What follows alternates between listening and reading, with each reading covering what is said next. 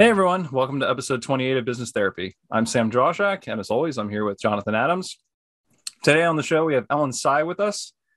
She's coming to seek advice about some of her sales processes. So Ellen, welcome to the show. Why don't you start by telling the audience a little bit about yourself, your background, and a little bit more about what brings you on today. Yes. Hi. Thank you.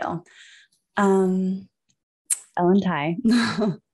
I've been in business marketing for about 10 years. And I guess I should start with my mission because I think that that is where I start the beginning of my service instead of my background first. So my mission is to bring more human to the business world. And I do that through managing human energy, different processes, and helping people to see the value of time. So, taking those mission points and utilizing my background in business marketing, now I'm a business process consultant specifically for marketing and creative teams. And I have this niche service to offer because I've spent so much time understanding how marketers and creators work together. And now I get to have this really incredible role where I go into businesses and I offer out of the box, really creative approach to process. And just kind of running with the whole anti-cookie cutter thing. So I'm excited to continue just bringing that energy to businesses. Yeah. Sounds great. So what can we help you with today on business therapy? What is the topic that brings you here today? I think when you start off as a business consultant, it's really important to get mentors to understand how things are done because you don't have as many options to learn from other people and you just kind of have to figure it out as you go, which is why I'm so grateful that I have been able to get time with you, Sam, and be able to ask you so many questions. And now being able to ask both of you this specific question. But my question was around the sales process. And I was hoping to go kind of step by step and break down some of the different areas of business and better understand how I can support my clients and have a really strong sales process in place so that I don't lose out on amazing clients because of price or timing or not having the right communications in place for follow-up. And I would also love to know the journey of y'all's sales process and how that's evolved based on what you know works, what doesn't. And I think the last part of it would be just where you bring in your human. I know, Sam, I've had a little bit more time with you, so I know that one of your values is to bring that human approach. So where you bring your human into this process too. Yeah, so I'll start by responding to that aspect, and then we'll kind of kick into the meat of the conversation. I really appreciate you talking about bringing the human into it. And I always like to say, when Jonathan and I talk about conscious business, bringing the human in is not a nice to have. It's actually the intersection of the best business practices also. So we appreciate anyone who starts with a foot forward to say, we want this to be more human centric. We want this to create more positive energy in each interaction. But in fact, the good news for everyone who's just starting to plug into this conversation is it actually will get you the best results for you and your clients also. So I think I just wanted to start opening up with that high level thought before we go into some of the nuance, because you'll find, I think a lot of our advisement in this space will touch on that. Yeah. And I'll circle back to honing in a little bit on the question, Ellen, in terms of what you're doing right now. Obviously, you feel like there's something that's deficient. And so you identified the timing and what your fees should be. Have you seen that that's been a problem, or is this just, are you concerned that maybe you've lost a client or lost an opportunity or... Yeah, and maybe before you start, even for the audience's benefit, just talk a little bit more about your as-is sales process. Like to Jonathan's point, where are the sticking points, but also how are you selling today? Maybe just a little briefly more about the service you're selling, because you gave a good teaser, but I think it would help to drop us all in if you give a little more context around those points. Yeah, that's a good idea. I think it starts with how I market. And I have, over the last couple of years of being a consultant, started to rely on a more aligned approach to marketing. And so for me, that's not social media or print marketing or any other option. For me, it really is having that human to human connection, because I realized that I thrive in those connections and I would do it for nothing. I love the idea of meeting people, understanding their businesses, seeing where they could have more efficiency so that their business is flowing, but also their lives, because nothing is separate.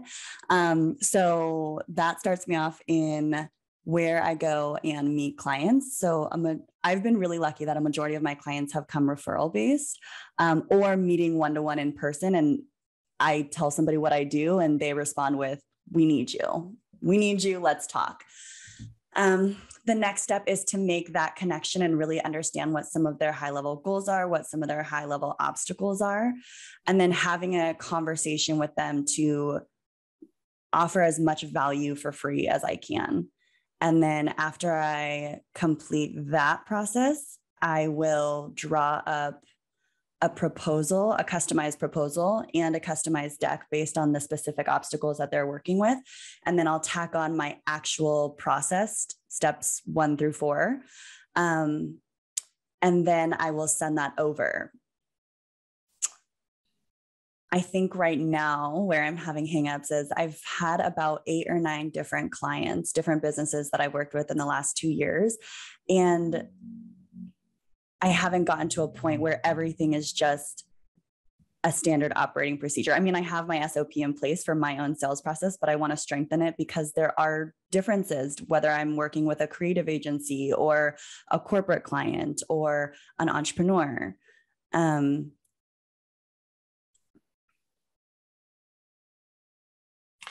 where does the timing come into play? You mentioned timing. Like when you say timing, what do you mean?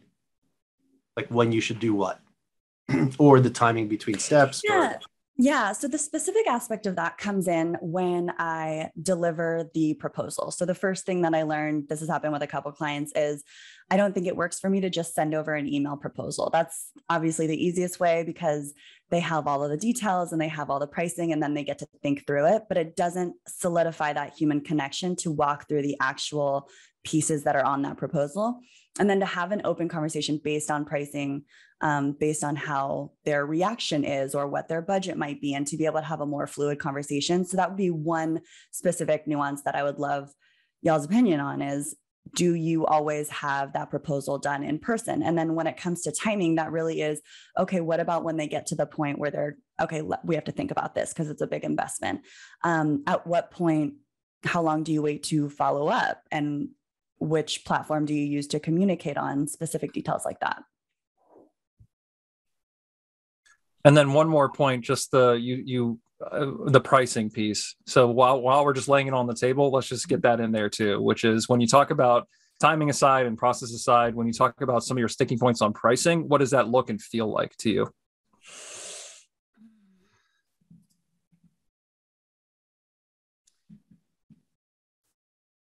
It's hard to gauge what a company's budget is, and my hourly rate has increased. And it's hard to know if when a client is in that thinking process, whether it has anything to do with price. I think that's just the immediate thought is we go to price and there's an issue with price. So how do we have more confidence around the pricing we offer? And then what are we basing that off of? Are we basing that off of what our mentors have charged, what we're seeing on different contractor sites that show their salary or their hourly? And yeah, I guess just the journey of deciding what pricing is. It's interesting how you put it that you recently raised your rates, but you don't know what a particular client can afford. You don't know what their budget is. Mm-hmm. So what that means is your rate is variable. Like you don't, the first step is you can't say that this is my rate if your concern is like what the client can afford, because that implies that you have variability depending on certain other conditions, which is fine. And that's definitely something you can do. But I think the tack you were taking of establishing what your value is, I think that's the first step. So you really have to have a very, very strong sense of that. And that could be, what's the market? What's the market rate for the kind of services I give? And then what is my particular value add? What's my value proposition that's unique to the market, or as distinguished between my competitors? And where do I want to fall on pricing? Am I going to be more of a commodity, or am I premium, and the like? But that thinking goes before you even know client one, because if it's based on what the market, what you think the market's telling you and what they can do, then you never really established what you think your value is and where you want to fit into the market. Does that make sense? Yeah, it does make sense. I think originally I was going off of market pricing when I first started, but now I know what my value is. And that variability is still part of my pricing, because I have this specific client that we're talking about. They could offer an incredible amount of value because the type of problems they have, I know that I can solve, and there's a lot of opportunity there for change. And they would also be an amazing addition to my portfolio. And so those are some of the kind of negotiations that I'd be willing and open to go into. But how do we even open up that conversation to say, is this about pricing, without making somebody uncomfortable? Sam, I'll let you interject. I mean, I have more on this, but Yeah. There's so much fun things to talk about here that I'm just trying to figure out where to tackle it. I'm going to float a little bit up again, because I think, like you talked about, the external market benchmarking. Does the client have budget? What's the best practice or timing method? How do we make people not uncomfortable? The one thing I'd start with is, and this is really related again to bringing the human back into it, or what we call the consciousness back into it. External benchmarking is really a very small part of the tool set you should be thinking of. And like you mentioned, external benchmarking is really good in the beginning when you're finding your own footing and you're going through self-discovery. But when you are more mature in your value proposition and the services you're offering, having a very much you-centered approach first, and getting really in touch with what feels like a good price for you, what would make you feel satisfied and whole doing this work or engaging with this client. And that is really the number one.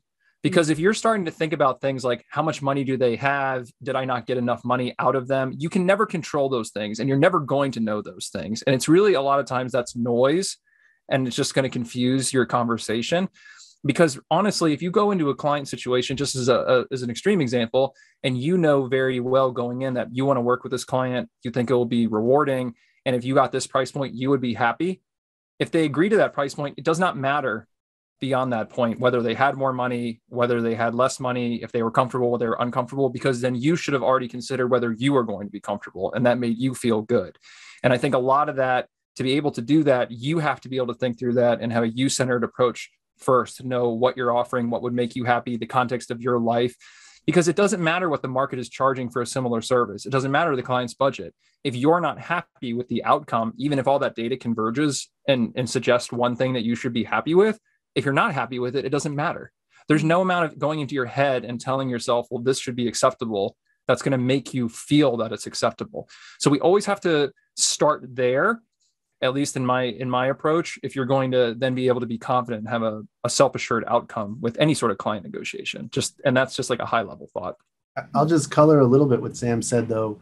In very mature markets, the reaction the client has, or the perception of what you're saying and your services are, if you've already decided that you want to be more of a commodity, and you're you're competing directly for a like service in a mature market, then that pricing is a reality.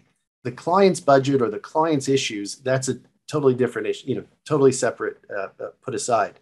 But so I think Sam and I are saying the same thing about starting with yourself and knowing what it is that you're offering, and knowing what resonates with you in terms of the value that you're bringing. But in terms of once you're connecting with a client, you have to be conscious of the market and at what stage it is. Would you agree with that, Sam? Yeah, I would. I mean, I think you and I I'll reconcile what I think you and I are both saying, and Ellen, for your benefit, if you decide that you want to offer a commodity level service and you try to charge a luxury price, it doesn't matter if that feels right for you. The market won't accept it. I think that's what, Jonathan, you're trying to articulate, right? Exactly. So that's why I think benchmarking is important, to sense check yourself, but you're sense checking against your own feelings first. You don't want to let those benchmarks dictate how you should feel, because then you're always going to have tension going in these conversations saying, well, I should at least be able to get this market rate, or the client should at least be able to meet me here as a starting point. And you don't even need that starting point, because if you know where you need to come in and you've already sense checked it against reality, then you should feel that that's kind of the starting point. So I'll pause there. Is that helping at least level set where maybe like more of a self-centric approach should start? I would love, and probably the audience too, a little bit more information on commodity versus luxury. Yeah, for sure. So when we talk about commodity versus luxury, it's really referring to, let's say you have a consulting product, and let's say it's just a templated product that maybe a lot of other consultants could offer. So when you're benchmarking against a lot of whatever substitutes there would be out there for your service, if you're very similar and your service could be easily substituted by another vendor, it'd be more considered like a commodity product. And that's a little bit of a strange label for a service, like a consulting service. But honestly, it's the same principle, right? Which is that there's a lot of substitutions at the same level of quality. And in that way, it's more commoditized. So if you talk about a luxury good, we're basically saying that it's white glove service. If it was a consulting service, only you could offer it. You're the Rolex of this particular niche of marketing and process consultative services. And if you're wanting to be more of a luxury service item, that means there's not a lot of substitutes. You are like top of class in a lot of the categories, and thus one would expect to pay a lot more for your service because of your target.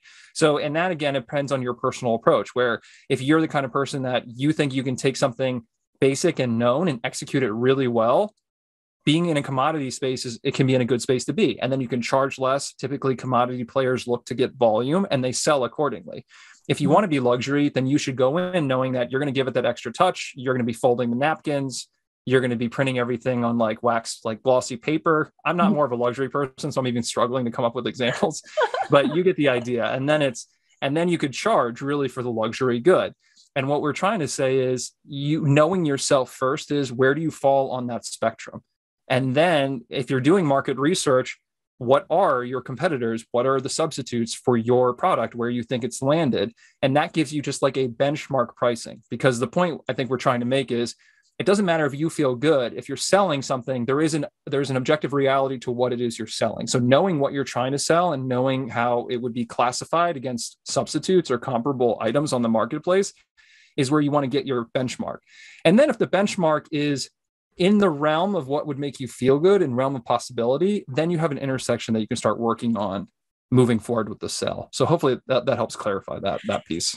It does help. And I am very comfortable with the price that I'm offering. And I also have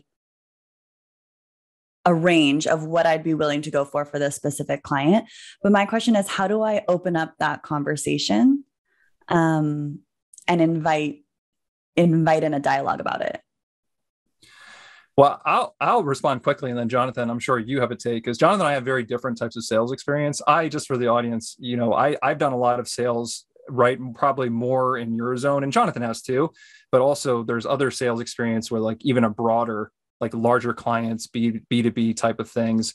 And I would say at the level we're talking about, always having a conversation in person or live, not like actually on site, but on the phone. Like I've never sold anything without having a conversation. Yeah. I think the notion of having an email exchange or some sort of written or non-personal dialogue, which would precipitate a good sale that everyone feels comfortable about, is almost unheard of. I mean, unless you're really talking about something very boilerplate and very commoditized, like, I'm ordering, X whatever, and we know the specs of it, and it's just give me 15 of them. Like if you're ordering a product. But if you're talking about consultative services, or especially bespoke services of any kind, I would never expect to sell it without a conversation. Anything else is just supplementing that conversation. Let me pause there, Jonathan. Do you have a different impression? No. I would just say it matters a lot how it came about. Like, in other words, how did this lead come about and where are you in that process with the lead? Because if the lead isn't seeking out pricing and you're thinking that you need to go into the scenario with lower pricing, like you're already strategizing on pricing, but that's not even part of the dialogue yet, or you haven't even established that they want to get services from you. Now you're chasing someone for a pull. And that's, you want to pump up the client pulling for you to ask questions about, what more about your services, your pricing, et cetera. But you don't want to be chasing somebody with tons of information if there's no reaction and it hasn't been part of your exchange with them. Yeah. And thinking about yourself first, if you're going to find like a new service where you talk to somebody on the phone, sometimes you'll ask, hey, just before we start, I want to ballpark, are we within like the range of the budget or the magnitude? And then you can talk about it. But to Jonathan's point, if they're not asking, then you don't need to talk about it. I always say a helpful tip, or at least that I use, is assume the sale is made and you're just talking about details, like even from the first call. And which is why you can defer pricing conversations or pricing even talks until as late as the client's willing to do. I mean, sometimes if their first two conversations are, hey, we're penning out the scope and we're starting to get details on paper, I don't really feel pressure. And I would encourage you not to, like Jonathan said, you don't have to be pushing that on them until they're pulling for the pricing. There's no reason to even, I think, broach the topic most of the time. And I could say unequivocally, having done many pricing negotiations, that half the conversation that you're creating for the potential client is in your head. And you actually don't know at all what the client's thinking. And in fact, you could change what the client's thinking in the course of one conversation very easily. Because as with anything, value is also a perception, as to it. And so if you're going into there thinking that there's a chance they may not value this the way I think it will, then that's what you're going to convey. But if you know your value, it doesn't mean that you might have a strategic reason why you can give less than that. But it starts with knowing what your value is. Because if it's starting with negotiating on how to get the client, then your value is just another variable that you're willing to throw in there. So you really have to be very, very careful not to mix the two. So in the example that you gave, you said that I think there were like two reasons why you might want to go lower on the fee. The third, though, was because this would be a good client to have in your roster. Now, if having that client in your roster is going to help you add more sales or give you a broader network, okay, you could value that. But you also have to think in your head, maybe there's a client out there who can broaden my network and add to my sales and pay me.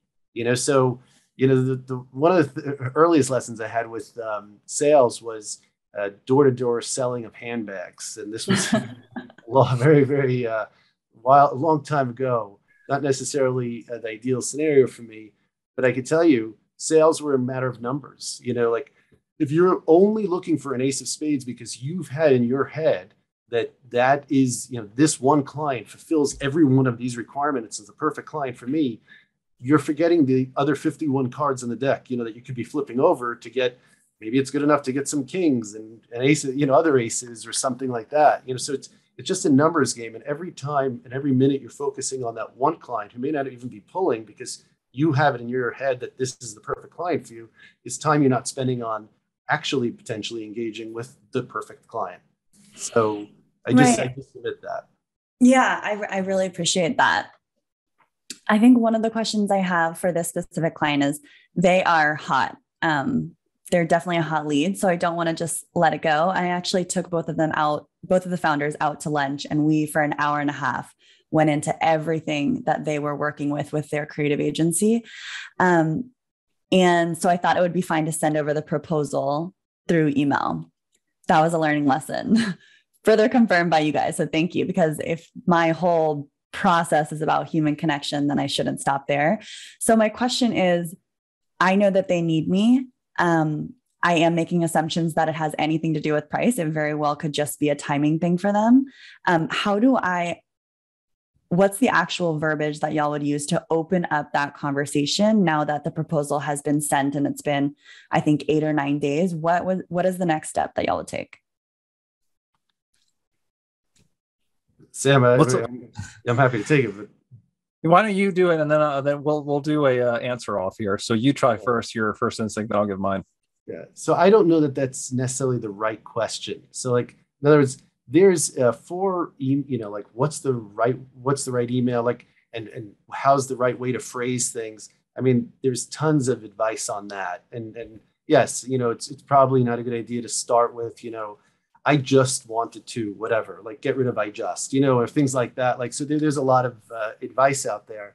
But I think, again, it starts with the pull. Like, so you had this meal with the co-founders. How did that come about? And then you said you sent the proposal. What did they actually ask you for? Like, in other words, you have to assess what was the nature of what they were asking for from you, and was this a bona fide scenario, or Oh, I don't understand that. So in other words, if they said, if at the end of the night they said, oh yeah, just send us a proposal or something, that's very loose. That the pull for that is, but if they have procurement involved, or I don't know how big they are, but like depending on what the scenario is, you would know if it was a very bona fide request for potential pricing and to negotiate with you. Right, but it is suss that out. It is something that I think is on the table, and I am wondering. So, are you saying to just look online for how to create that? No. I'm saying you had a meal with them. They asked you to send them some information. You sent it, and then you haven't heard back from them. Oh, I did hear back. They had shared that it is a big investment, so they're just thinking about it, and I'm wondering what to say next. Okay. So there is a pricing. So Yeah. or there potentially, you don't know, depending on what they could be saying. I have an idea specifically. I'm still trying to lift it to something a little bit higher. But Sam, maybe you. Yeah. I think part of it is, and I echo Jonathan saying that in terms of a lot of your questions are begging for like a standard, and sales is very nuanced. Mm-hmm. So I think the standards at the level that I would answer would be more finding principles of how do you behave honestly in these scenarios, when a lot of times our first instinct is to think about what the client's thinking first, and about how I'm going to be able to say something to get a reaction that I want. Yeah. But I would definitely counsel you to focus internally, and there's not going to be a right answer. There's not going to be a one size fits all answer for these conversations. And I think that Jonathan was pointing to that when he's saying, what's the situation? What's going on? There's definitely from my side, I would say when you're in this type of situation, the pull is coming from you. There's some anxiety coming from you about, I don't know if I'm not following up appropriately. Is there more I could be doing? Is there something? Am I losing the sale?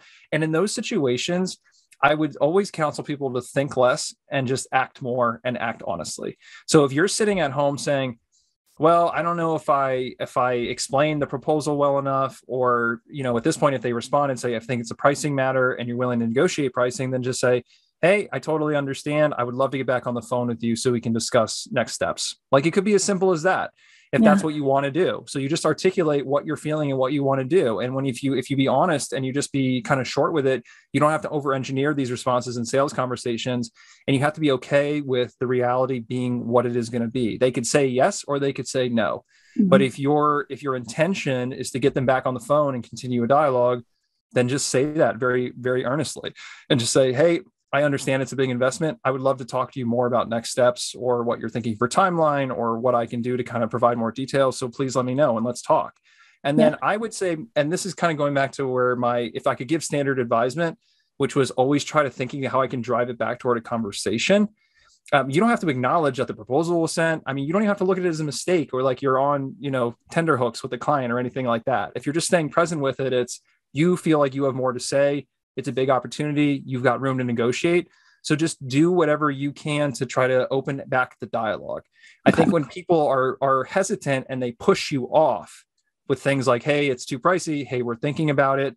It's very easy to be put off by that kind of energy of sort of, folding their arms and closing you out of the conversation. So you just have to be very clear that you're not done talking yet, and just ask for it. It's very much like dating. So people always say, I was looking and looking and looking, there was nothing. And then I stopped looking, and suddenly, boom, I met somebody. And that really comes from exactly what Sam's saying at the end there, in terms of where your head is at. you can't connect with someone else if you're consumed with yourself. And so, we get consumed but with ourselves by thinking about all these possibilities of what they're thinking, what it might mean to me, what it might mean to my future, et cetera. What you have to do is just be present with the moment. You know what you want, and you have to be realistic with, you can't control what the other person may or may not want. And that's it. But it, like Sam said, it's not a mistake or not, because in a scenario where they're very hungry for you, they'll tell you, oh, it's a big investment. Maybe if you meet us halfway, or whatever it is. Mhm. And you decide on what feels right for you. But it's always about, I know how I can add value for them. It may or may not be something that they want, but everything else that you're thinking about, why they might be doing what they are doing and what mistakes you could be making, that's just you being consumed in yourself. And you're definitely not going to be able to be authentic and connected with the client. Yeah, and Mhm. one more point before you respond. This kind of ties back in the pricing stuff you're talking about. This is where, if price is actually an issue and they gave you an indicator and you authentically want to work with this client and you think you could come down in price, then you don't have to put it on the table right away, but just say something like, I'd love to keep talking. Price is something that we can discuss. So how can we get back on the phone? You know what I mean? You don't have to give away everything, but then this is where you might not want to go that route. You might not want to reopen dialogue if, for instance, you don't want to come down on pricing at all, and they're already starting to give you an indication that they don't want to pay what you already proposed. So that's where I think having a little bit of a check-in with yourself before you chase what you want, to make sure that your impulses are harmonious. Because if you get them back on the phone and then you think, I would feel bad if I had to cut my budget down any more than I already proposed, then you made an honest appraisal, and it's probably a red flag that they're already saying, hey, pump the brakes. So check in first, but then just kind of open it back up and just be honest about it. Yeah, that is excellent. And this is why I love this podcast and I love what y'all do, because I really appreciate bringing these answers back to the human and always showing up authentically, because authentically, the truth of the matter is I don't need to have them as a client right now. I have 2 clients. I really want to have them as a client. And I just want to let them know I'm still very interested and we can have that conversation. And for me, it isn't about price to a certain extent. It's about how much value that I can come and bring to the client and how much value that they'll receive. And knowing that truth, because I know what I offer in my services, but also finding a really graceful, authentic way to share what that is and just letting them in on the secret. Yeah. The secret I think what you just said could be put into an email and be very, very powerful. Okay. And that's the power of being authentic and the power of being honest. I think a lot of people, talk about best practice sales. Let's talk about bad practice sales. And I think this is where there's this pervasive view of sales, which is, it's going to be a negotiation. We have to keep our cards close and we have to give up one card at a time. And we have to try to find, the middle ground where everyone feels happy. But it's the sense of this gaming scenario. It's going to work for you, or if it's not going to, or it's not. Mm-hmm. And the quicker you can just be honest and say things like you just said just now, which is, I really want to work with you guys, so let's make it work. And I'm willing to be flexible, or, I'm really excited about this. Can we keep the conversation going and just see what comes out of it? And there's going to come a time where you may start to feel bad, or the energy starts to recede into you, or you start feeling this is not going to be an alignment for me. And then that's the point where you have to be okay walking away. But until that point, you should always be encouraged. You're not going to do anything wrong by being honest in sales. Let me just maybe put that as a summary point. You're not going to hurt if anything, you're going to create a more sustainable business, and you're going to create better contacts and more goodwill behaving that way. And you also, you had dinner with these people. So like there's a sense of an investment, but that's like in my example of flipping the cards. Let's say you only need 4, there are 4 aces. You only need 4 big, great clients, or whatever number you need. Mm-hmm. It'd be like feeling invested at every time you flip the card and it wasn't an ace. You have to be willing to go and invest that time and realize that it has nothing to do with you. Just like dating, like everybody, there's timing, there's a lot of things that go into it. But when you're investing things that don't exist, like either it was sunk cost, or I know this could be so amazing. We don't know, it could be potentially amazing, but we don't actually know. And half the time when we lose a client or don't land it, that might have been the best thing that ever happened to you. We don't know. We actually don't know what's exactly perfect for us or what's not perfect for us. We just could be mindful in the moment and try to add the value and see where we resonate and where we connect. Simu Liu, he played, he was the superhero in one of the most recent. What? Shang-Chi. Yeah, the guy who just played. So he posted one of the greatest Instagram posts just this week about having been fired from Deloitte 10 years ago and how thankful he was. It was the most humiliating and worst moment of his life. And that set him on a life that he really wanted.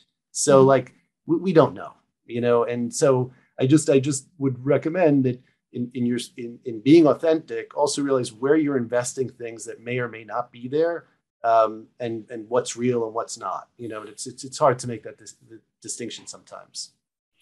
Yeah. And I think it is important to add, just to kind of tie back to the beginning when I talked about human centric. I think another point of why I'm so interested and eager to work with this specific client has nothing to do with, I think, the common requirements that a consultant would look for.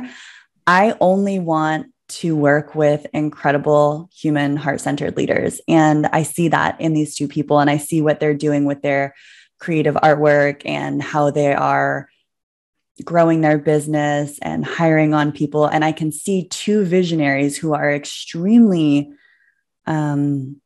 gifted in their creative abilities, but lack that operational addition that would be needed to really allow their business to grow as it should. And maybe that is also something that I add in the message, is that it's what they're doing and their mission and their values that is the reason why I want to work with them. Yeah, I think that's totally reasonable. And honestly, like I said, you can get out there and start shaving your price tag down almost all the way to zero, because if it still feels good to you, it doesn't matter. It doesn't matter what the benchmark is. Your instincts could be telling you this is a great partnership. You're going to learn something. A pricing model standard could be, does this feel good or bad in your stomach right now?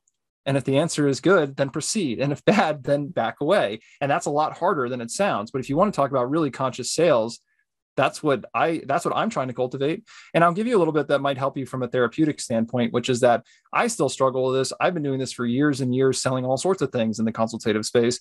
I still struggle with this, but the pricing, because every time it depends, it's weird. It's like every time you get to that point with a client, whenever it is in the conversation, I usually let it happen fairly organically. There is this weird tension where the energy just turns into ice in the room. And like, somebody's going to have to talk about putting a price on paper, and somebody's going to have to sign off on it, and money will have to be exchanged.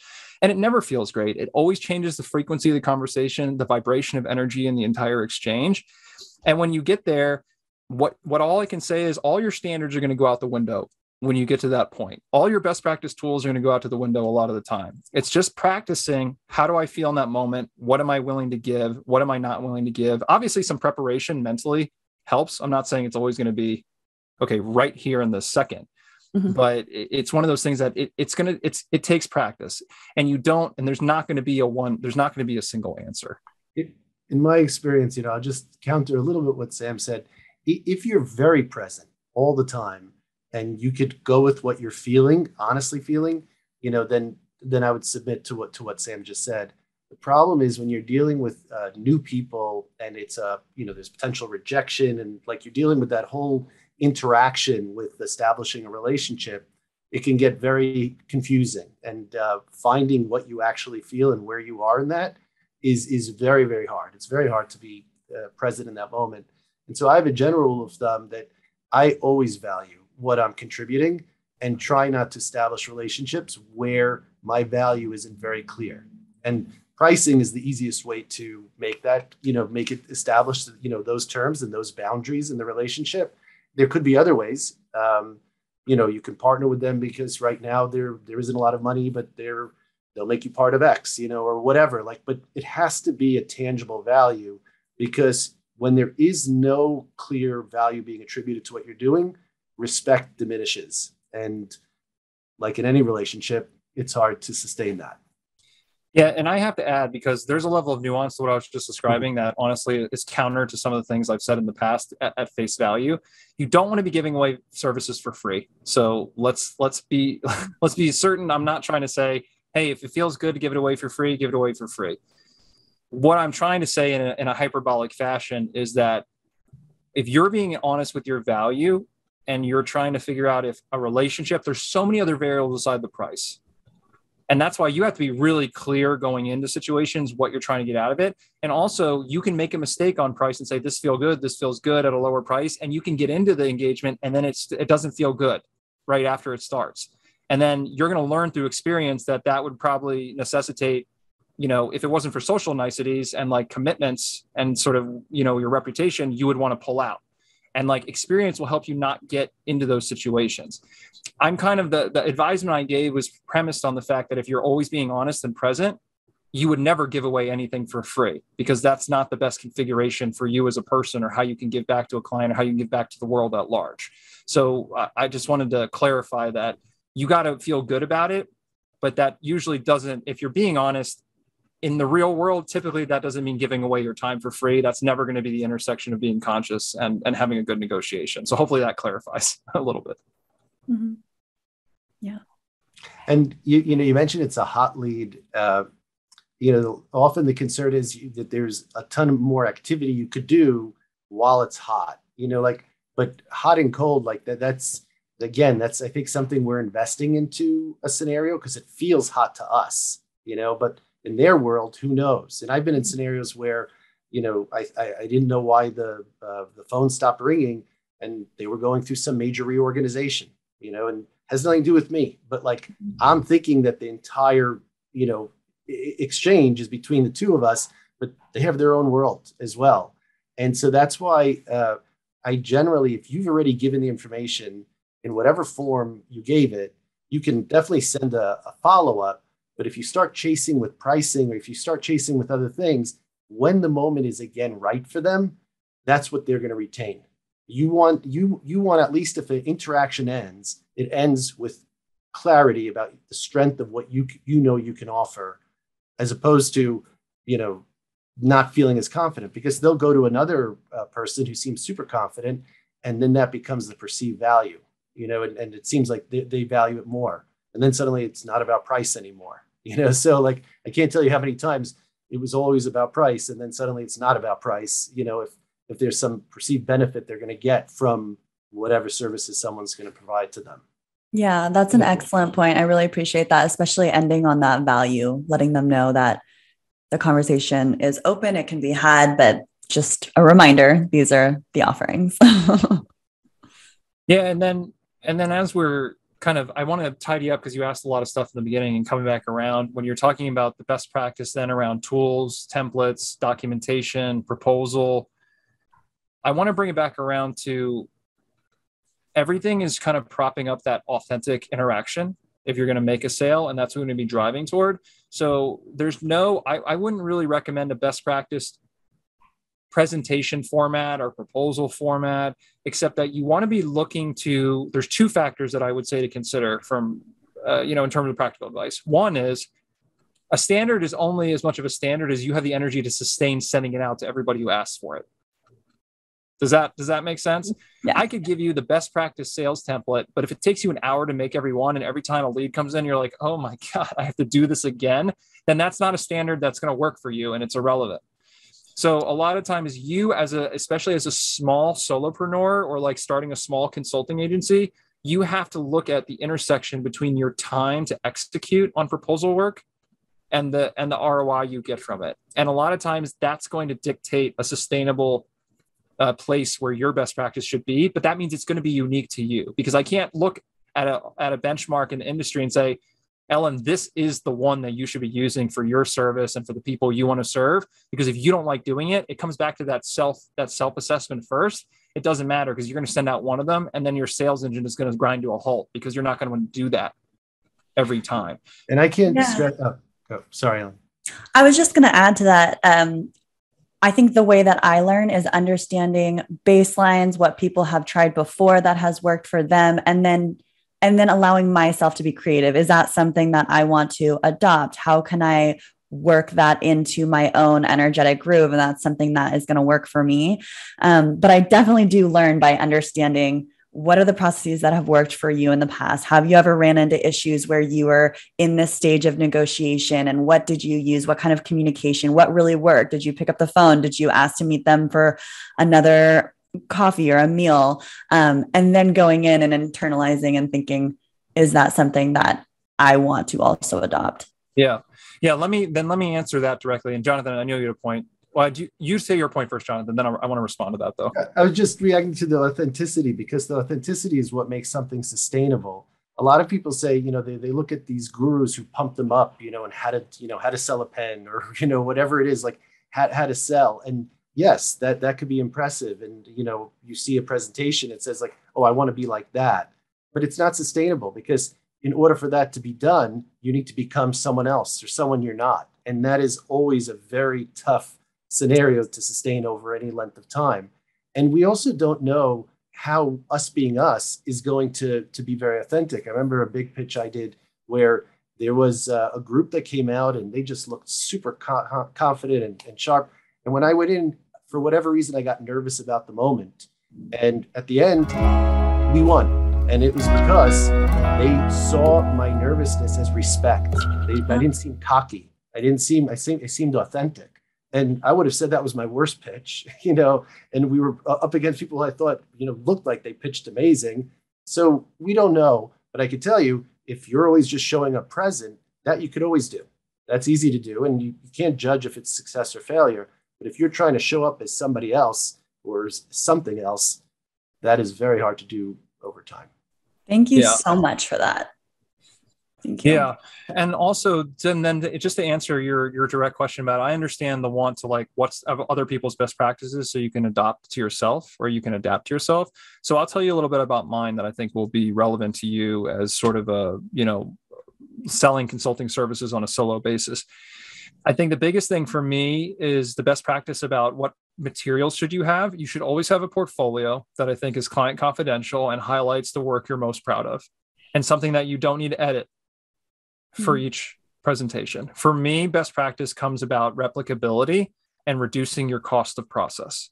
So that means you don't want to be expecting to do a bespoke proposal for every client, and you only want to be putting yourself there if you really need to. So I have several things that I would want to have in my tool set. You want to have your best practice portfolio, but small, just highlighting some of your best work that you could say, here's some of the example of what it will look like working with me in like a generic basis.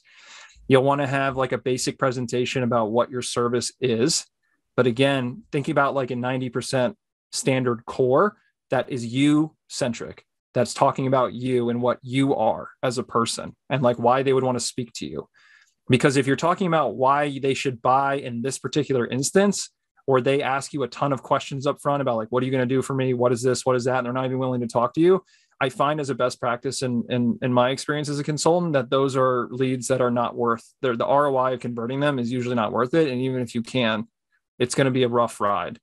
So really everything you build should be supplemental to you being able to get on the phone with them. And a lot of times that means pitches are really just as much as here's who I am, here's what establishes credibility. So like look at those as two pillars, the who you are piece. So you really can talk about who you are and why should you listen to me? Like what is some establishment of credibility that could either be past clients, like I said, work portfolio, whatever it is, that you're not just coming off the street. And then the third thing is anything communication wise or presentation wise that's going to encourage them to talk to you and have an open conversation. So you don't want to have ever like, what are my best practice materials? It's the ones that I've found over the years that are going to help me get somebody on the phone with me as fast as possible with as little bit of as investment as possible. But once you get to that, to the pitch, I would suggest that yes, the standard materials, it could be, like what you are about and what you could do, that's standard, but the pitch is about them. For me. So I'm always looking at what do they need and how will they experience this and what it's going to do for them. So I'm very, very cautious to use the word I. I'm very cognizant of how many times I use the word I during a pitch. So, totally agreed. So pitch would be the first call or after. Yeah. So I totally agree. It's all about you because that's more sustainable. And then as soon as they're like, we like you, let's talk. Then it's all about them. Just to put that together, if that helps. That is very clear. So Sam, how are you feeling? I know I feel I'm reading your face, Ellen. It seems like there's a lot going on. Did we answer? I know there was a lot of questions. Are we getting close to answering the good majority of them? Are you feeling better? Oh, I feel complete. Definitely. I think that I had a lot of questions answered. And I'm glad that we were able to get into that detailed, actionable approach that not only I can use, but also your audience and your listeners. And for me, I'm a detail person. I mean, I'm in process. So helping to understand the actual details of pitch, proposal, what you make about you and what you make about your client and how to handle some of the processes. I love having that standard to just understand and then to go in and understand, okay, what's going to work for me. So I think that this has been extremely helpful. Well, good. Like I said, sometimes we want to make sure we're meeting you at the detail level you want to be met, because we're here to help you. So glad you're feeling better. Jonathan, do you have any last minute comments then before we let Ellen go for today? No, I think we could do another, several episodes. 7 hours. Yeah. Yeah. Thanks, Ellen, for coming on the show. It was a great conversation. Thanks for bringing on such an expansive topic and being open to talk to us about some of the live stuff going on with you. We were really glad to connect. So as always, thanks everyone for tuning in. If you have anything you want to bring to Business Therapy, don't be shy to comment or reach out to us. We'd love to hear from you. Other than that, have a great week and we'll talk next week.